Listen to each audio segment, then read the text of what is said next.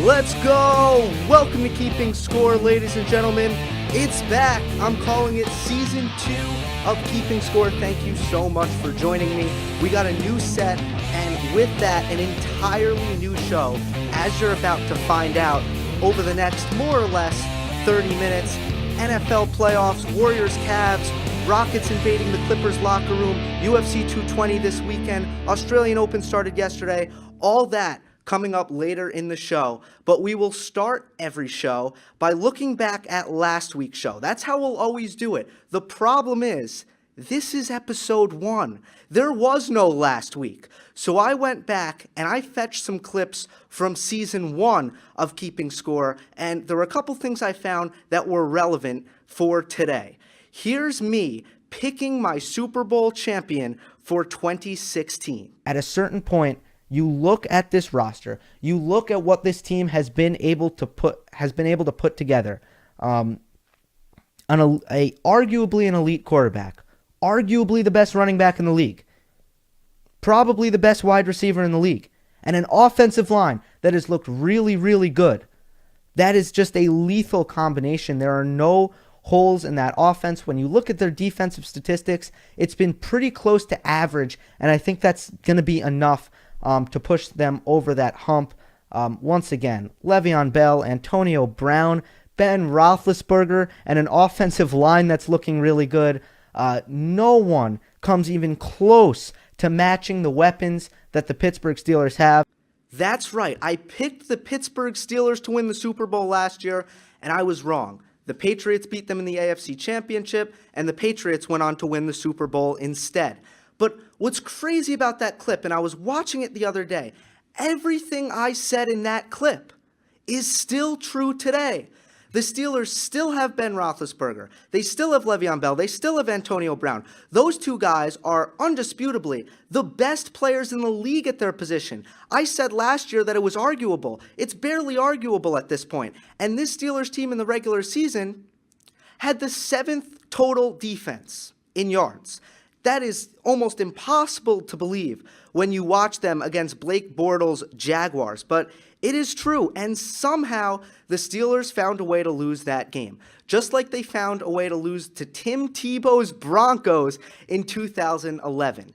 I think we need to take a look at Mike Tomlin, and it's something that some people are kind of going out there and saying, but to a large extent, Mike Tomlin gets a pass. He's been to 2 Super Bowls, and he's won a ring. And that's how things work in professional sports. We seem to grade coaches on rings. Once you've won a ring, once you prove to us that you can do it, your job is not necessarily safe, but your leash is lengthened considerably.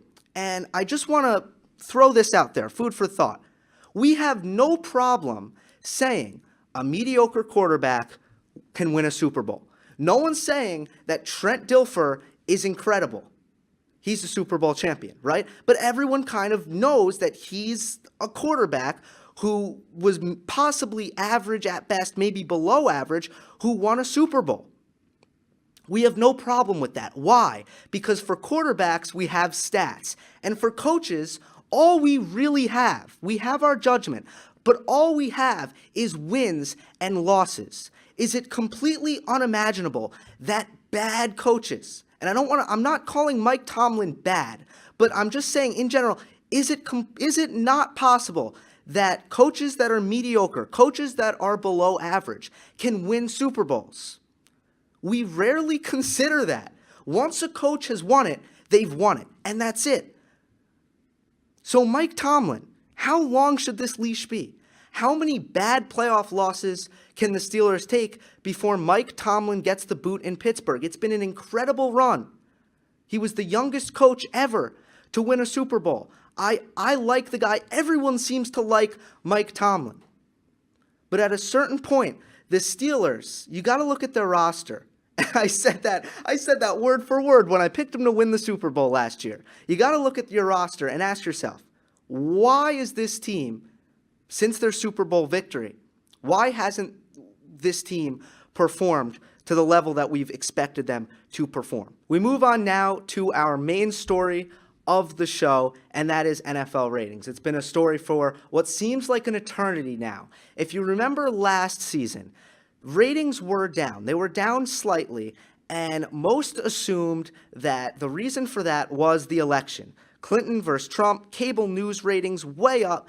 The logical stance on that was, well, people aren't watching football, they're watching the debates, they're watching the news. Now, with that being said, a lot of people predicted this year's NFL ratings to bounce back. Those people were wrong. The NFL ratings have not bounced back this season. You take a look at the regular season numbers on your screen right now. All three windows, all three national windows down. That's Thursday Night Football down, Sunday Night Football down, and the game of the week on NBC also down. The first point I'll make is this. I need to put an end to the narrative that the sky is falling for the NFL, that the NFL is hemorrhaging money, and that this is a major issue right now. It's not. Anyone who says that is wrong. First of all, the NFL doesn't lose any money when ratings are low. They just don't. They don't lose a penny.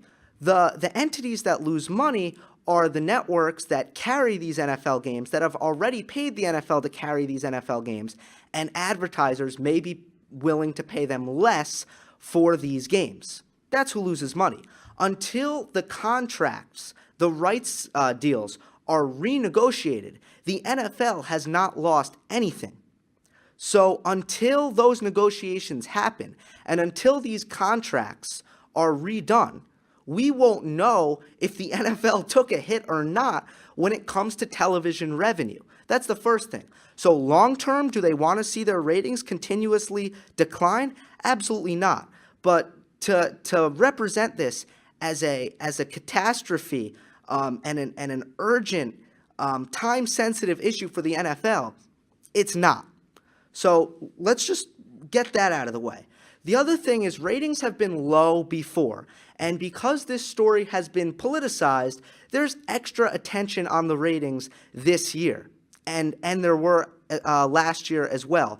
But increasingly so, we are paying so much attention to NFL ratings that if this is just a bump in the road, which it may not be, but if it were to be a bump in the road, it's not abnormal. It happens. Unfortunately, or I don't know if it's unfortunate or not, but we're paying so much attention to NFL ratings that, it's become sensationalized.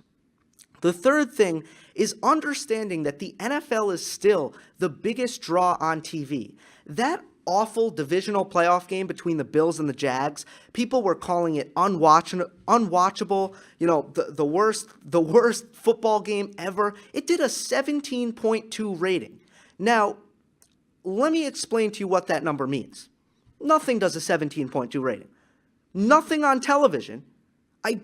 Nothing does a 17.2 rating. The Super Bowl does. I don't know what New Year's does, but on a regular basis, every single week, the number one show on cable, Monday Night Football, and it's not close. The number one show on network, NFL football. NBC's Game of the Week, Sunday Night Football. The number one every single week of the year that there was a football game. It won.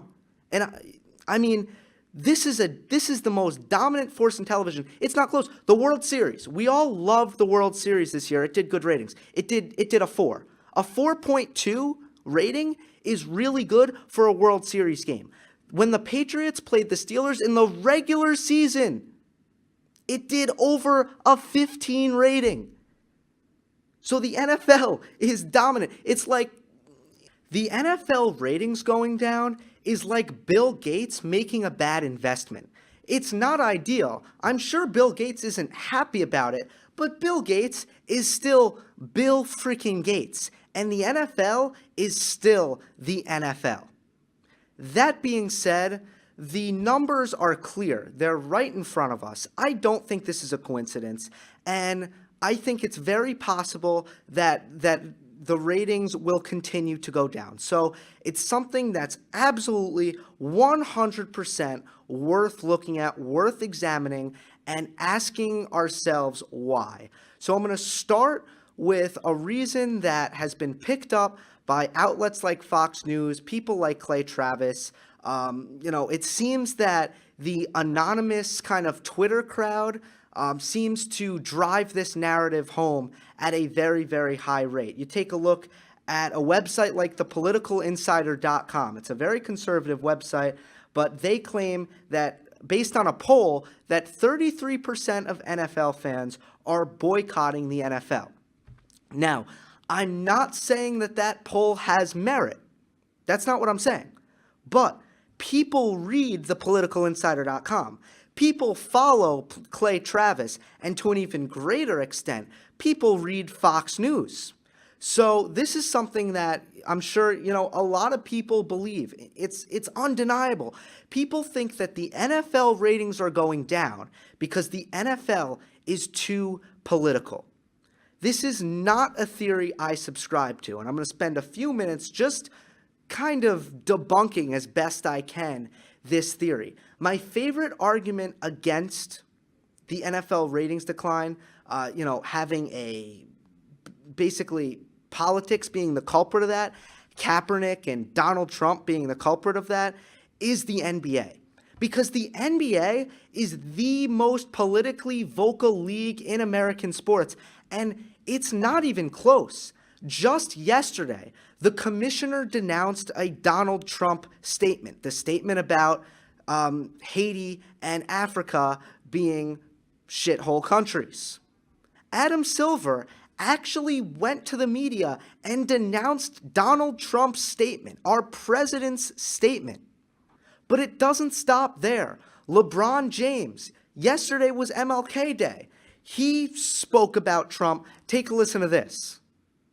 The guy, like I said, the guy in control has given people in racism, in negative racism, an opportunity to be out and outspoken without fear, and that's the fearful thing for us, because it's with you and it's around every day. But he's allowed people to come out and just feel confident about doing negative things, and like I said, we can't allow that to stop us from all continuing to be together and preach the right word of of living and loving and laughing and things of that nature, because will we want to live anywhere else? You want more? I'll give you more. Here's Warriors head coach Steve Kerr. Have a tough time with the president because it's, instead of unifying and trying to calm the storm, he's creating it over and over again. We see it with his tweets every day.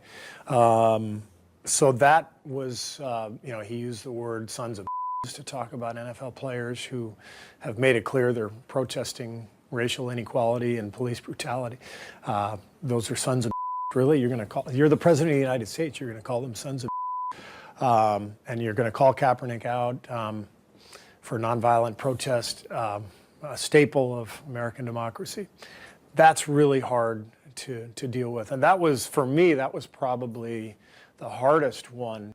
Greg Popovich has been vocal about Donald Trump.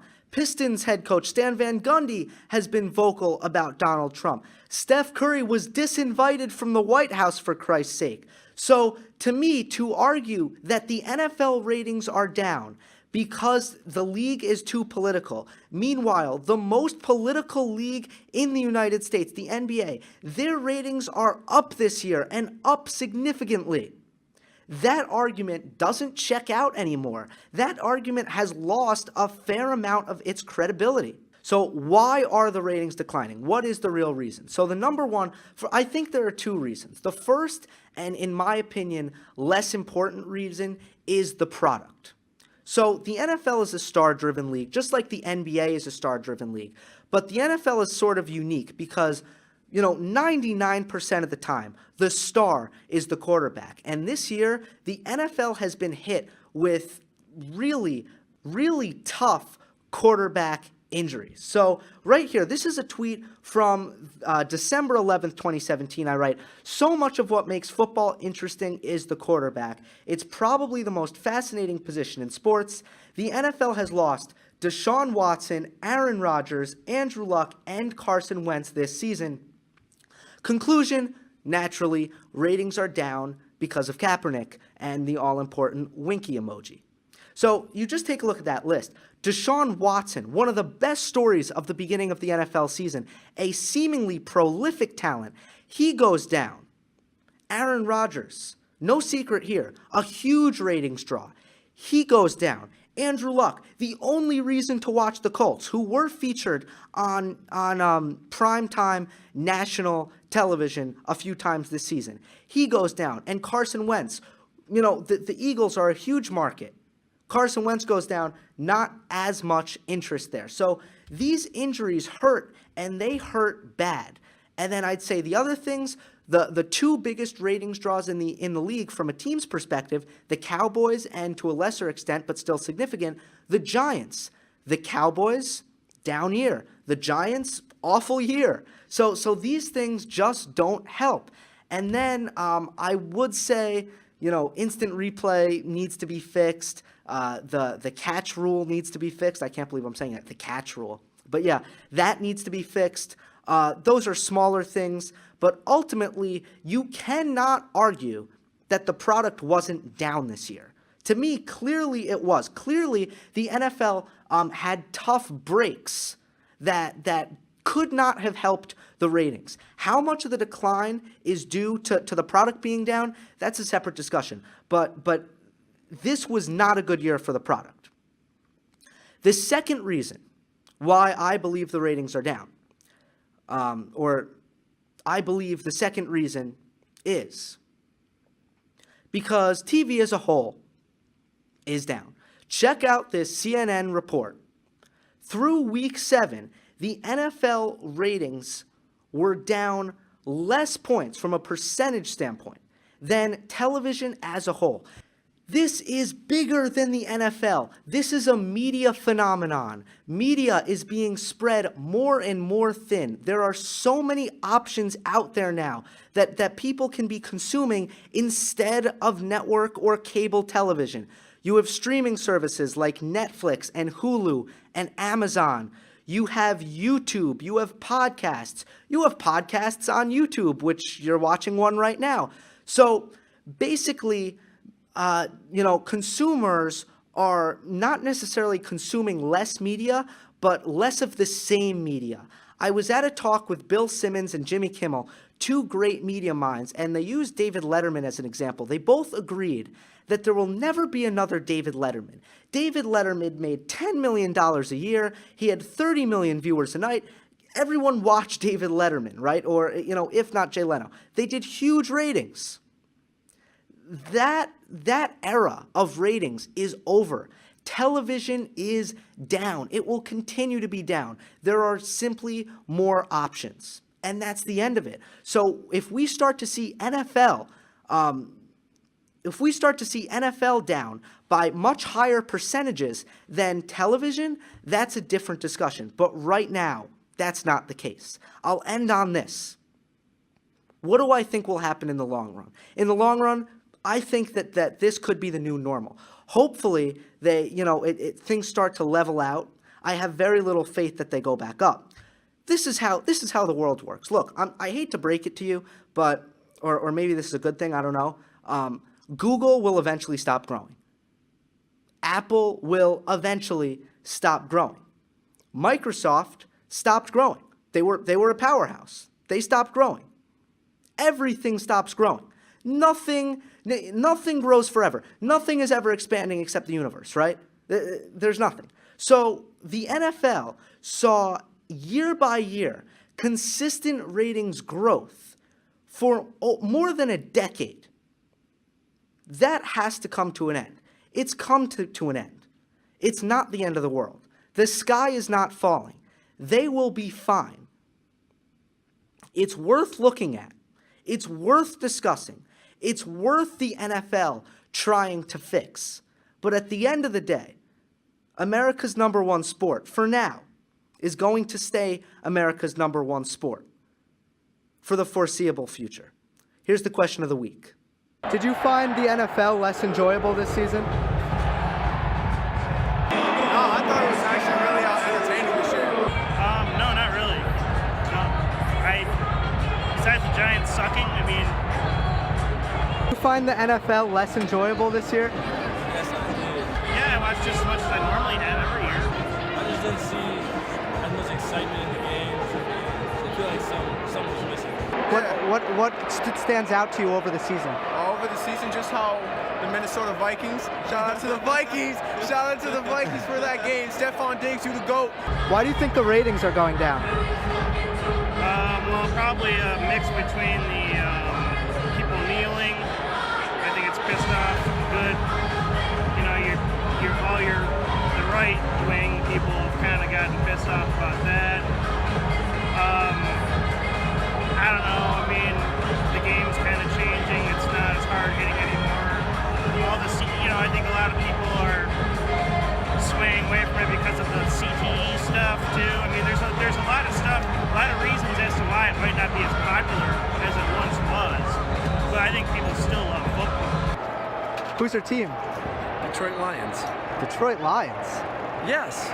Let's talk about some other stuff. And we start with a segment I think I want to do every week. Should you watch the UFC this weekend? Now, I'm going to assume that you guys are not MMA fans. You don't watch UFC. And every week, I'll just let you know if you should be watching or not. This week is a very interesting week to start this segment because the answer is a resounding, a definitive, demonstrative yes. The next Mike Tyson may be upon us, and I like to think I'm not one for hyperbole, but I really do think that's the case. The UFC has never had a Mike Tyson like fighter. It's never happened in the history. In fact, no one has defended the heavyweight belt more than twice. If Stipe Miocic beats Francis Ngannou Saturday night at UFC 220, he will have broken that record, the third title defense. So he's the Mike Tyson, right? Wrong. The challenger, I believe, has the potential to bring the UFC to new heights by acting as the first, MMA Mike Tyson. This guy is a 1 in 10 million athlete. Joe Rogan said the other day that he was 1 in a million, and then we did the math. Or he did the math rather with the population of the world, and he realized, hell no, he's not 1 in a million. Francis Ngannou athletically is more gifted than anyone who's ever competed in MMA. He's a heavyweight who has knocked out everyone he's faced in the UFC, or at least in his last couple fights. He's knocked them all out in the first round. He has looked pretty much unstoppable. He has had a meteoric rise that I could only compare to one Conor McGregor. And if he knocks out Stipe Miocic, which is his greatest and toughest task yet, this guy, I have no doubt, can be a huge star. Like I said, the UFC, we're all attracted to knockouts, and we're attracted to the title, the baddest man on the planet. The heavyweight champion is the baddest man on the planet. But the UFC has never had anyone who has been, definitively the baddest man on the planet, the greatest fighter on the planet. And we're not talking about boxing within a limited set of rules. We are talking about fighting in general. So if you don't watch Francis Ngannou and Stipe Miocic fight on Saturday night, then you may be missing out on the beginning of a rise to stardom, possibly a transcendent star, someone who can transcend MMA. Let's move on to 5 takes from the divisional round. This is also something I'll do a lot. 5 takes from one of the bigger events from the weekend. So let's talk about the divisional round. Take number 1, and I'm going to make these quick. Joe Buck is great. The call on the Stephon Diggs' touchdown, that was fantastic. Joe Buck has adjusted himself completely. He used to be, sort of unemotional, too cool for school, a little bit unexcited sounding, and let me tell you what, he's corrected that. So the Joe Buck hate, it's irrational, and you're hanging on to something that no longer exists. Number 2, Big Ben's last game. If you remember, at the beginning of last season, Ben Roethlisberger was considering retirement, and I think it ultimately came down to the Steelers being too good for Ben Roethlisberger to walk away. But a tough loss like that to the Jacksonville Jaguars, the failure to get another shot at the New England Patriots, will that be enough for Big Ben to say enough is enough? Will he hang up the cleats? It's something to watch. And I have that right now at 50-50. I don't know if I'm crazy, but right now my gut, and we're talking about someone retiring here, I don't really know. My gut is it's 50-50. Number 3, distraction is overrated. I normally don't like this whole distraction thing. So the Patriots played for the first time since the scathing article about the deteriorating relationship between Bill Belichick, Tom Brady, and Robert Kraft. Look, once you're playing football, you're playing football. That's item number 1. And the second thing is winning cures everything. Maybe when you are battling adversity, maybe some inner resentments start to come out. Maybe those tensions come to a head. But look, did anyone really think that the New England Patriots were going to be so distracted that they're going to lose to the Tennessee Titans? And that's a great segue to the fourth take. I think we know who's going to win. Bortles, Keenum, Foles, and Tom Brady. I think we know who's going to win. And look, you never know what's going to happen. But anyone who's not picking the Patriots to win the Super Bowl, I'll tell you this. If you're right, you got lucky. Now it's time for what I believe will be everyone's favorite segment of the show, the last segment of the show. Don't hit send. A wise man named Herm Edwards once uttered those words, and we're going to pay tribute to those words every week when I show you the worst thing I saw on social media this week. Now, this isn't always going to involve me, but this week it does. J.E. Snowden, he is an MMA reporter for Bleacher Report, and according to his Twitter bio, he's often seen on CNN. He tweeted, or quote tweeted, Tim Kennedy, who is an MMA fighter. Tim Kennedy said, "I really hope we do not lose foreign aid we receive from Haiti or our other African supporters because of Trump's comment." Now, it appears, based on Tim Kennedy's tweet, that Tim Kennedy thinks that Haiti is in Africa. Haiti is obviously not in Africa, so J.E. Snowden took the time to basically shed light on this tweet and poke a little fun at Tim Kennedy, which is fine. I don't know why. But there's an important detail about Tim Kennedy, which leads me to believe that Tim Kennedy knows where Haiti was, and he probably wasn't careful enough with the way he used the English language there. He probably shouldn't have used the word other. Without other, it would have made perfect sense, but he didn't. So I reply, he definitely knows where Haiti is. Navy SEAL and all. And here's where J.E. Snowden gets on Don't Hit Send. I'm completely serious. I think Tim Kennedy knows where Haiti is. And he replies, "Can't tell if joking. Will probably preemptively block you, though." I mean, what? Are you kidding me? So, I don't really want him to block me. I enjoy some of his MMA commentary. So I replied, that I wasn't actually joking. And then someone actually replies to me because I made a mistake. Because up here, I basically said that he was a Navy SEAL. Now, that's actually not true. He's a Green Beret, as pointed out to me by this lovely fellow. So I said, my bad, Green Beret, not SEAL, right? Because I wanted to give him his credit. When I'm proved wrong on Twitter, I'm not gonna go radio silent. I'm gonna say, yeah, my bad, you're right. He's a Green Beret. I don't know what that means, but he's not a SEAL. So J.E. Snowden replies to me, "My man, I didn't sign up to discuss this over multiple days. Thanks." As if I'm peppering him with texts on his cell phone.